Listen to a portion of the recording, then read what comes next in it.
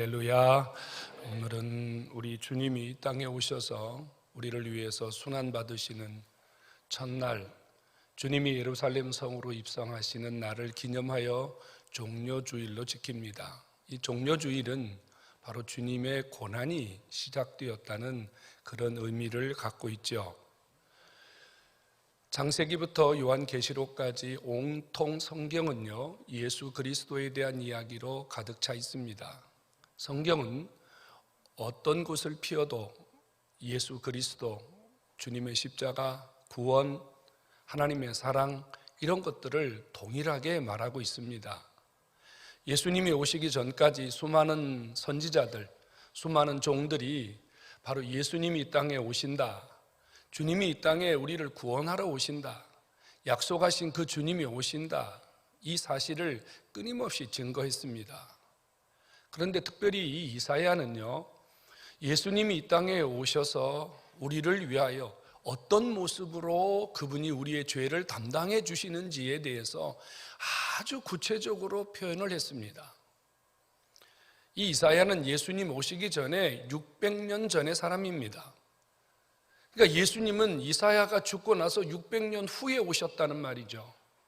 그런데 어찌 알았는지 이사야는 마치 예수님이 600년 후에 십자가를 지시는 그 장면을 현장에서 보듯이 주님이 그 리얼하게 십자가를 지시는 장면을 아주 상세하게 표현을 했습니다.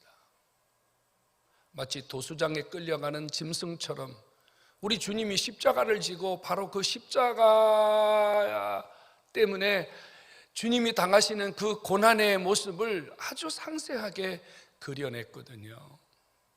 그런데 더더욱 특이한 것은요, 이 이사야가 주님이 받으실 고난의 모습만 그려낸 것이 아니라 주님이 그 고난 받으시는 장면을 바라보던, 주님이 십자가를 지실 때 그 주변에서 주님의 그 고난의 장면을 바라보던 사람들의 생각까지 읽어냈다는 거예요. 여러분, 이거 참 놀라운 일 아닙니까? 예수님이 오셔서 십자가를 지시는 장면을 600년 전의 사람이 그것을 그려낸다는 것도 기가 막힌 일인데, 주님이 십자가를 지실 때 그 십자가를 지시는 장면을 바라보던 주변 사람들의 생각까지 다 읽어냈다는 것은, 이건 우리가 어떻게 해석을 해야 될지 짐작도 할 수 없는 그런 일입니다. 사람들의 생각, 주님의 십자가를 지시는 장면을 바라보던 사람들의 생각, 이거를 이사야가 어찌 알았을까요? 이사야가 그들의 생각을 잡아냈거든요. 우리는 생각하기를, 이란 말이거든요. 예수님이 십자가를 지시는 장면을 보면서 우리는 생각하기를, 우리라는 말이 누구입니까? 바로 주님의 십자가 지시는 장면을 바라보던 수많은 사람들의 생각을 말하는 거예요. 이건 한두 사람의 생각이 아니라 그 말이에요. 예수님이 십자가를 지실 때 거기에 서 있던 모든 사람들은 똑같은 생각을 했다 그 말이에요. 우리는 생각하기를. 그들이 어떤 생각을 했습니까? 우리는 생각하기를, 예수님이 십자가를 지시는 장면을 바라보던 그 사람들의 생각은, 저 사람은 하나님에게 징벌을 받아서 저 사람은 하나님 앞에 지금 매를 맞는 사람이다.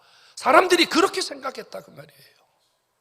징벌이라는 말은 저주라는 뜻입니다. 예수님이 십자가를 지실 때 그 주변에 있는 사람들이 한결같이 저 사람은 하나님께 저주를 받은 사람이고, 저 사람은 하나님께 매를 맞는 사람이고, 저 사람은 하나님께 버림을 받은 사람이다, 이렇게 생각했다 그 말이에요. 여러분, 우리도 사실은 주님이 십자가를 지시는 장면을 본 적이 없잖아요. 한 번도 우리는 본 적이 없어요. 그런데 우리는 이미 예수님이 십자가를 지셨기 때문에 그 현장에 있던 사람들의 그 목격된 사실을 우리가 증언으로 들으면서 우리가 상상을 하거든요. 멜 깁슨이라는 배우가 주연했던 패션 오브 크라이스트라는 영화를 보신 적이 있습니까? 그 철저하게 성경을 기초로 만들었단 말이에요. 예수님의 고난, 예수님의 찢김, 여러분 보셨습니까? 그 주님의 손에 엄청나게 큰 대못이 박히고 가심 연료관을 쓰신 주님의 모습을 대역을 하는데 사람들은 너무 끔찍해서, 사람들은 너무 그 모습이 처참해서 영화를 보고 나오는 사람들은요 고개를 흔들었습니다. 그런데 정말 주님이 받으신 그 고난은요 그것보다 수십 배 더했다는 사실을 기억해야 됩니다. 그것은 연기일 뿐이에요. 연기자가 연기를 하는데도 사람들이 몸소리를 쳤는데, 정말 주님이 그 십자가를 지시는 그 장면, 주님이 정말로 못이 박히는 그 장면, 주님의 옆구리에 칼이 들어오고 창이 들어오는 그 장면을 실제로 리얼하게 봤다면 사람들이 무슨 생각을 했겠습니까? 여러분들은 무슨 생각을 했겠어요? 이사야는 말합니다. 우리는 생각하기를 저는 하나님께 징벌을 받아서 하나님께 버림받은 사람이다. 도대체 이사야는 어떻게 그 주변 사람들의 생각까지 알아낼 수 있었을까요? 이사야가 이렇게 말한 것은 타당한 이유가 있습니다. 이사야는 예수님이 오시기 전 600년 전의 사람이라고 했습니다. 그런데 하나님이 이사야의 영감을 열어서, 하나님이 이사야의 이 영계를 열어서 앞으로 오실 주님이 어떻게 고난을 당하는지를 바라보게 하셨습니다. 그런데 이사야가 그 주님의 모습을 바라보았더니 필경 예수님의 십자가를 바라보는 사람은 나와 같은 생각을 가졌을 것이다. 왜요? 예수님이 십자가를 지실 때 그 주님의 모습이 얼마나 처참하고 얼마나 고통스럽고 얼마나 비참했는지, 사람이 아무리 범죄를 했다 할지라도, 사람이 무슨 죄를 범했다 할지라도 어떻게 저런 형벌을 받을 수 있겠는가? 이것은 필경 사람의 범죄로 인한 것이 아니라 하나님의 저주가 아니라면 이런 형벌을 받을 수 없다. 무슨 뜻입니까? 예수님이 받으신 그 고난의 정도가 너무 처참하고 너무 끔찍해서 사람들은 주님의 고난을 바라볼 때 이것은 죄인이 받는 형벌이 아니라 하나님께 받는 저주라고 할 만큼 예수님의 고난이 처참했다는 의미입니다. 성도 여러분, 주님이 왜 그런 고난을 받으셔야 했습니까? 왜 주님이 저주를 받으며 하나님께 버린 자와 같은 이런 절망과 이런 고통과 이런 비참함에 던져져야 했습니까? 바로 그것은 주님이 우리의 죄를 대신하여 죄값을 치르는 과정이었기 때문입니다. 그렇게 하지 않으면 우리의 죄가, 그렇게 하지 않으면 우리의 죄악이 용서받을 수 있는 길이 없기 때문에 주께서 마치 하나님께 버림받은 자와 같은 이러한 형벌, 이러한 저주, 이러한 고통 속에 던져졌음을 기억해야 합니다.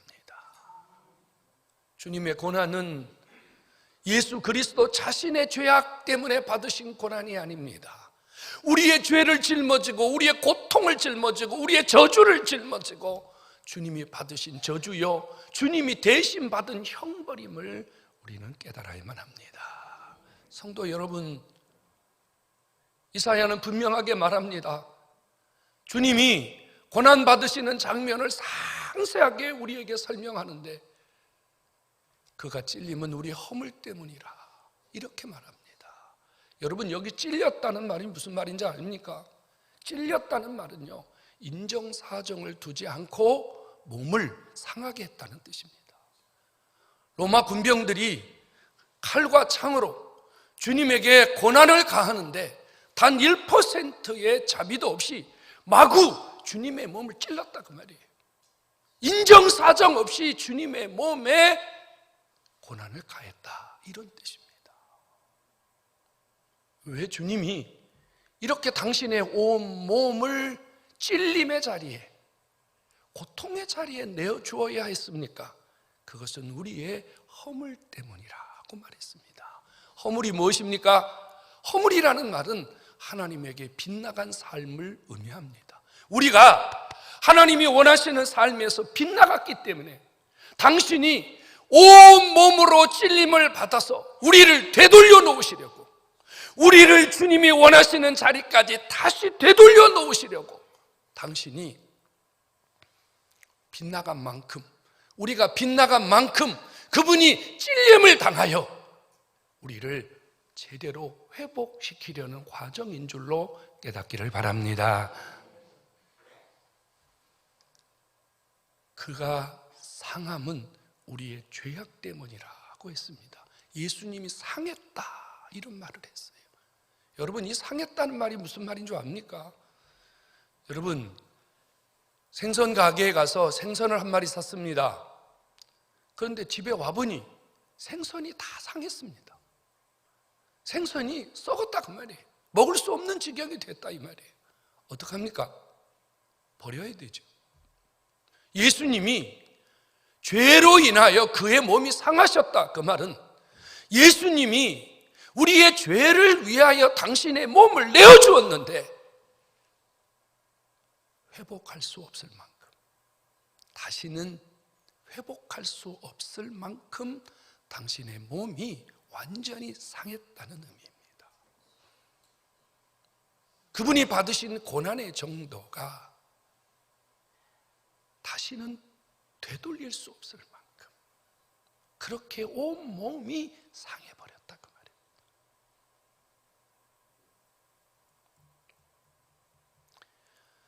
이사야는 이런 모습을 또 봤습니다. 그가 징계를 받았다고요. 징계가 뭡니까? 처벌입니다. 징계란 어떤 잘못에 대하여 처벌을 받는 겁니다. 그런데 이사야가 이런 표현을 했습니다. 그가 징계를 받음으로 우리가 평화를 누렸다. 무슨 뜻입니까?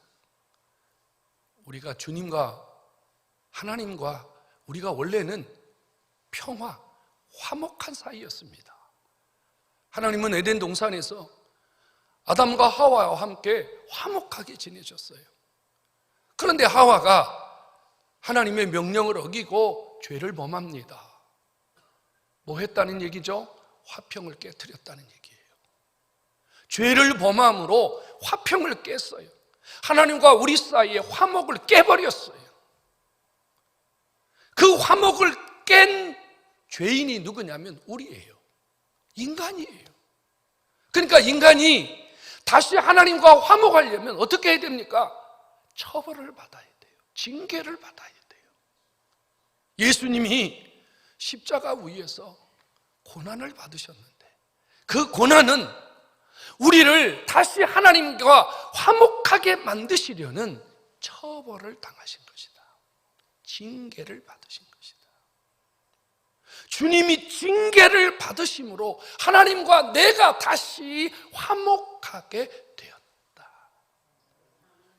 그분이 징계를 받지 않으면 나는 하나님하고 화목할 수 있는 길이 영영 없는 거예요.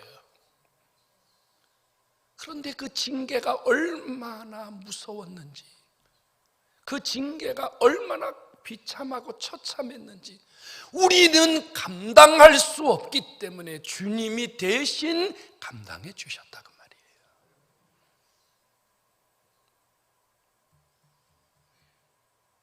이사야는 또 한 장면을 보았습니다. 주님이 채찍에 맞으시는데 그 주님이 채찍을 맞으실 때마다 그 보통 로마 군병들은요, 그 채찍 끝에 갈고리가 6개가 달린 이런 그 고문 도구를 가지고 죄인들을 다루는데 이 주님이 로마 군병들에게 채찍을 받을 때 역시 그 가죽끈에 쇠로 만든 갈고리가 6개나 달려 있었어요. 그 채찍으로 한번 주님을 후려치면 그 채찍이 주님의 등짝에 이렇게 박힌다 그 말이에요. 그 다음 단계가 뭡니까? 채찍을 잡아 당기면 등에서요 살점이 떨어지면서 피가 솟는 거예요. 그런데 이사야는 이렇게 말합니다. 주님이 그렇게 채찍을 맞음으로 우리가 나음을 입었도다.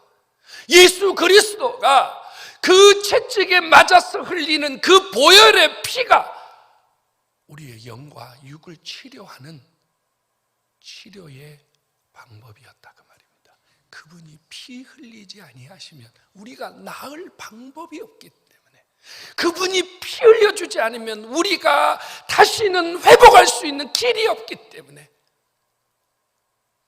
그가 우리의 모든 질고를 지고 우리의 모든 아픔을 지고 채찍에 맞아서 우리가 나음을 입었다. 우리가 치료받는 길이 열렸다. 그래서 우리가 이렇게 고백하지 않습니까? 주의 보혈 능력이 있도다. 주의 보혈, 예수 그리스도의 그 십자가의 보혈이 우리를 치유하는, 우리를 회복하는, 우리를 고치는 능력이 되어주시려고 주님이 당신의 온 몸을 채찍에 내어주셨다는 사실입니다. 그 주님의 고난의 마지막은 바로 죽음이었습니다. 여호와께서 거기에서 주님이 고난받으시는 장면을 지켜보던 그 수많은 사람들의 죄악을 그에게 담당시키셨도다. 주님의 고난의 끝은 죽음이었습니다. 주님은 죄의 싹슨 사망이라고 하는 죄의 철저한 요구에 그대로 순응하기 위하여 당신을 사망의 자리에 내어주었습니다. 주님의 고난은 이렇게 마치 저주자처럼, 버림받은 자처럼 받은 고난이었지만, 그 고난은 바로 우리를 위하여, 나를 위하여 주님이 받으신 하나님의 아들 예수 그리스도의 고난이었습니다.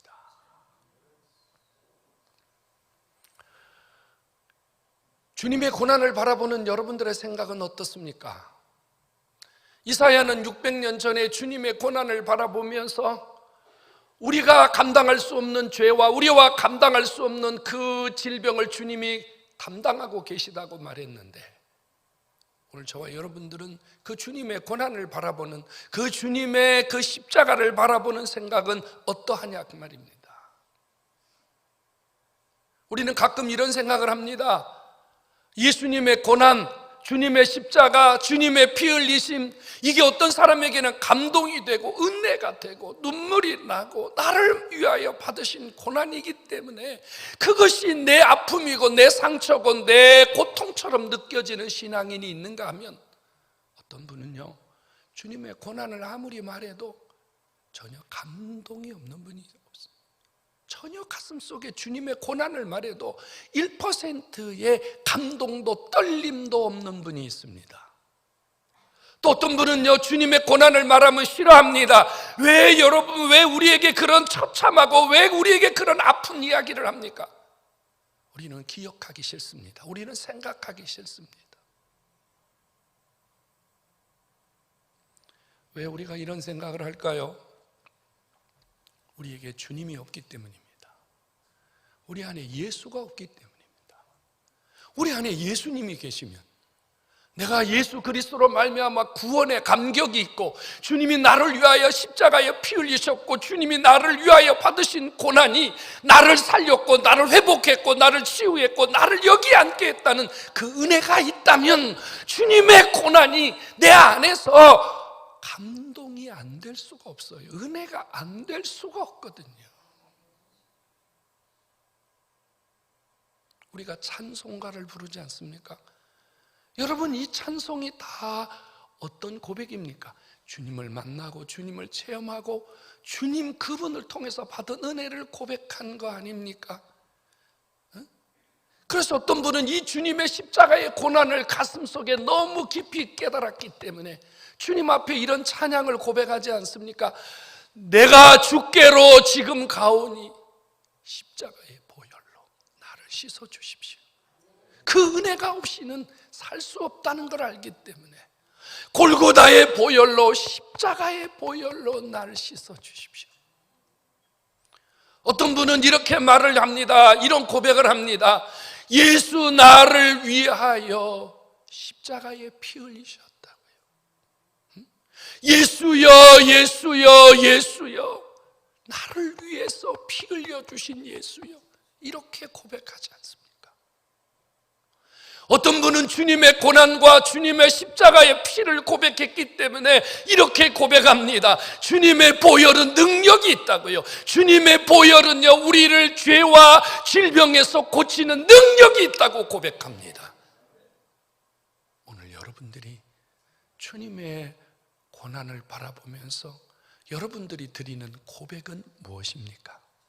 나는 주님의 고난 앞에 어떤 고백을 하고 나는 주님의 고난 앞에서 어떤 신앙과 어떤 감격을 갖습니까?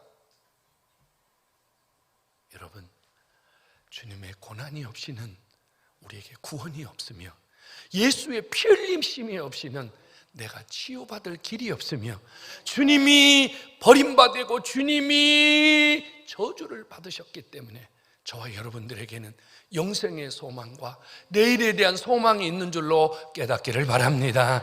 우리의 생각이 달라져야 됩니다. 내 생각이 고쳐져야 됩니다. 이사야는 이렇게 말합니다. 그가 찔림은 우리의 허물이라며 그가 상함은 우리의 죄악 때문이다. 그가 징계를 받음으로 우리가 평화를 누리고 그가 채찍에 맞음으로 우리가 나음을 입었도다. 여러분, 저는 이 이야기를 바꾸고 싶습니다. 그가 찔림은 나의 허물 때문이요 그가 상함은 나의 죄악 때문이라. 그가 징계를 받음으로 내가 평화를 누리고 그가 채찍에 맞음으로 내가 나음을 입었음을 고백하시기 바랍니다. 내가 우리가 아닙니다. 너가 아닙니다. 내가입니다. 내가 주님은 십자가를 지실 때 누구를 생각하셨을까요? 우리를 생각하셨을까요? 아니에요. 주님은 십자가를 지실 때 우리를 생각한 게 아니고 나를 생각하신 거예요. 나 한 사람을 생각한 거예요. 내 이름을 생각하시고 내가 받을 저주와 내가 받을 고통을 생각하시며 주님은 나를 품고 내 죄악을 품고 내 아픔을 품고 내 질고를 품고 주님이 끝까지 저주받은 자와 같은 십자가를 지셨음을 깨닫기를 바랍니다. 바로 나입니다. 나를 살리시려. 그래서 좀 전에 고백한 대로 내가 죽게로 우리가 죽게로가 아니고요, 내가 죽게로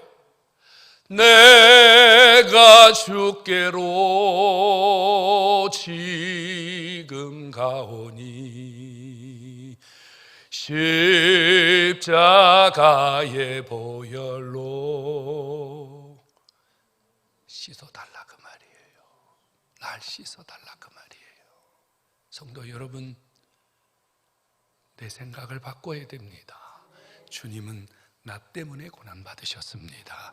나를 위하여 고난받으셨습니다. 그러므로 주님의 고난이 나를 위한 고난이고 나를 위한 저주고 나를 위한 십자가이기 때문에 이제 나도 주님 앞에 주님의 고난을 나를 위한 고난으로 믿는다면 나도 이제 주님을 향한 내 생각이 바뀌고 내 삶이 바뀌고 내 모든 것이 달라져야 되는 줄로 깨닫기를 바랍니다.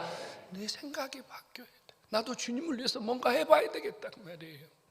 나도 주님을 위해서 뭔가 해봐야 되겠다 그 말이에요. 여러분 아시잖아요. 주님의 십자가를 모른 제자들 도망갔어요. 주님이 십자가를 지실 때 다 도망갔어요. 집으로 갔고 바다로 고기 잡으러 갔고 자기 일터로 돌아갔고. 왜요? 주님의 고난의 의미를 몰랐기 때문이에요. 그런데요, 이 제자들이요, 주님의 고난의 의미를 깨달았어요. 이게 나를 위한 고난이고 나를 위한 십자가인 것을 깨달았어요. 그때 제자들은 다요, 주님을 위하여 그들도 똑같이 고난의 길을 갔다는 사실입니다. 어떤 제자는요, 불 속에 들어가서, 어떤 제자들은요, 창과 칼 앞에서, 어떤 제자는요, 십자가에 거꾸로 매달려서, 어떤 제자는요, 자기의 생명을 아끼지 아니하고 주님을 위하여 헌신했다 그 말입니다. 우리가 주님을 위하여 일부러 죽을 필요는 없습니다. 하지만 우리가 주님을 섬기면서 우리가 주님 때문에 당하는 크고 작은 시험이나 고난들은 이겨내는 것이 주님의 고난에 동참하는 길임을 믿으시기 바랍니다. 주님 나를 위해서 죽으셨고 주님 나를 위해서 피 흘렸었다고 고백하면서 우리가 조그마한 시험 하나를 이겨내지 못하고 조그마한 고난 하나를 이겨내지 못하고 아주 작은 세상의 유혹 하나를 이겨내지 못한다면 어찌 우리가 주님을 따라가는 자라고 할 수 있겠습니까? 오늘 주 앞에 나오신 여러분, 나도 이제 주님을 위하여 작은 십자가, 우리는 주님이 지신 십자가 질 수 없습니다. 우리는 내 몫에 태인 작은 십자가, 작은 고난, 이런 것이라도 이기고 견디면서 주님을 바로 쫓아가는 하나님의 사람들로 세워지기를 주님의 이름으로 축원합니다. 여러분, 고난 뒤에는요 영광이 있습니다. 주님은 고난으로 끝나지 않았습니다. 우리가 주님을 향하여 고난의 잔을 마실 때 주님은 그 고난의 잔을 마시는 우리를 기억하시고 그 뒤에 우리를 향하여 준비하신 놀라운 세계가 있음을 깨닫기를 축원합니다. 오늘 저는 주님이 받으신 이 고난에 저와 여러분들이 함께 동참하려고 합니다. 성찬을 통하여 주님이 나를 위하여 찔리고 나를 위하여 채찍에 맞으신 그 몸을 다시 한번 기념하고 주님이 나를 위해서 흘리신 그 보혈을 다시 한번 기념하면서 여러분들의 허물이, 여러분들의 죄악이 용서받는 시간 되기를 주의 이름으로 축원합니다. 하나님과 다시 화목하게 되는 이런 은혜가 있기를 주의 이름으로 축원합니다. 이 떡과 잔을 마실 때 주님이 채찍에 맞음으로 우리가 나음을 입었다고 말씀하셨으니 이 떡을 먹고 이 잔을 마시는 자들이 여러분들 마음속에 있는 모든 근심과 질병에 또 여러분 육체의 모든 질병에서 자유하는, 치유되는, 회복되는 이런 복이 있기를 주의 이름으로 축원합니다. 여러분, 우리에게는 주님이 십자가를 지신 그 길을 가는 것이 고통스러운 것처럼 보이지만 십자가 뒤에 주님이 우리를 위해서 준비하신 영광의 시간이 있음을 기억하시고 오늘 이 떡과 잔을 마심으로 주님이 준비하신 놀라운 은혜의 세계가 여러분 모두에게 열리기를 주의 이름으로 축복합니다.